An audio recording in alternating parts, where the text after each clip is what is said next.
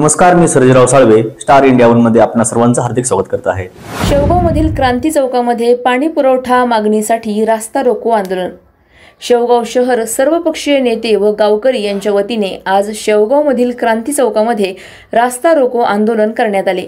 शेवगाव शहरामध्ये चालू असलेल्या पाणी पुरवठा पाईपलाईनचे काम कधी पूर्ण होणार व शेवगावकरांना कधी पाणी मिळणार, तसेच शेवगावमध्ये गेल्या काही दिवसांपासून अतिक्रमण हटवले गेले, परंतु अतिक्रमण हटवल्यानंतर पुढे काय याबाबत बांधकाम विभागाकडे कोणत्याही प्रश्नाची उत्तरे नाहीत। त्यामुळे हताश झालेल्या शेवगावकरांकडून शेवगाव शहरामध्ये आज रास्ता रोको आंदोलन करून याबाबत जाब विचारण्यात आला।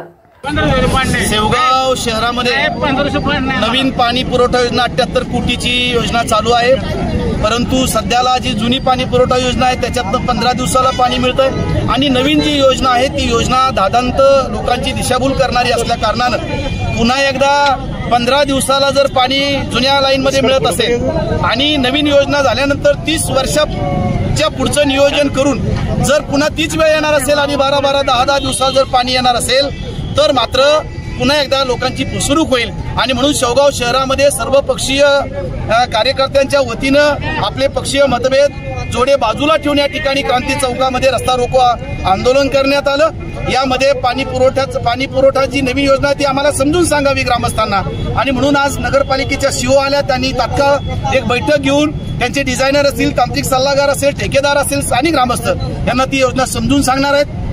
त्याच्यानंतर जी अतिक्रमण काढली शासनाच्या निर्णयानुसार 3 महिने झालेत अतिक्रमण काढलेत, परंतु तो रोडा माती दगड तसेच आहेत, गटारी बुजलेल्या आहेत। पावसाळ्याचे दिवस आहे, कधी पावसाळा सुरू होईल सांगता येणार नाही, आणि जर अशा परिस्थितीमध्ये गटारी तशाच राहिल्या तर मात्र शेवगावचं काही खरं नाही, घराघरामध्ये पाणी घुसेल। आणि म्हणून त्या गटारी साफ कधी करणार आहात, हा रोडा माती दगड कधी उचलणार आहात। तर सार्वजनिक बांधकाम विभागाने आम्हाला पत्र दिलंय की ही गैरहजर राहिले होते। अधिकारी अलीकडे प्रशासक असल्यामुळे लोकप्रतिनिधी नाही, आणि म्हणून जो मुजोरपणा आणि उन्मादपणा या अधिकाऱ्यांना आलेला आहे की जनता आमचं कोणी काही वाकडं करू शकत नाही।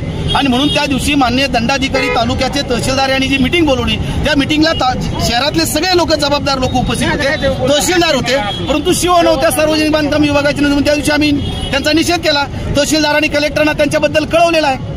सर, तुम्ही एक गंभीर आरोप केलाय का सर्व अधिकारी हे झोपडीवर जाऊन टक्केवारी देतात? ते काय मी एकटाच बोलत नाही, सर्व श्रुत आहे, तुमच्यासारखे आमचे मित्र पत्रकार मित्रांना माहिती आहे। तुम्हीच आम्हाला या बातम्या सांगतात की पाकिटाच्या पाकिटं या ठिकाणी झोपडीवरती चालू आहे, आणि सध्याला लोकप्रतिनिधी आणि अधिकारी यांची मिली भगत आहे। जनता आमचं कुणी काही करणार नाही, परंतु जनतेनं ही लोकशाही आहे त्यांचा माज उतरवला। जनता इथं 1.5 तास बसली, त्यांना देखील इथं डांबरावरती तासभर बसावं लागलं। ही जनतेमध्ये ताकद आहे।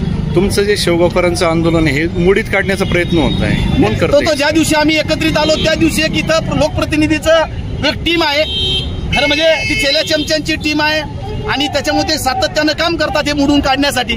पण आम्ही लोकांच्या प्रश्नासाठी एकत्रित आलेलो आहे, याच्यामध्ये राजकारण नाहीये, कुठला स्वार्थ नाहीये। शेवगावकरांचे जे हाल आहे आमच्या माता भगिनींच्या, आया बहिणींचे पिण्याच्या पाण्यासाठी, तो प्रश्न कायमस्वरूपी सुटावा म्हणून आम्ही सगळे समजदार ग्रामस्थ, समजदार सगळे ज्यांना समज आहे, जे कुठल्याही कुणाच्या प्रतिनिधींचे छेले चमचे नाही, असे सगळे प्रतिनिधी पक्षांचे एकत्रित आलो आहोत।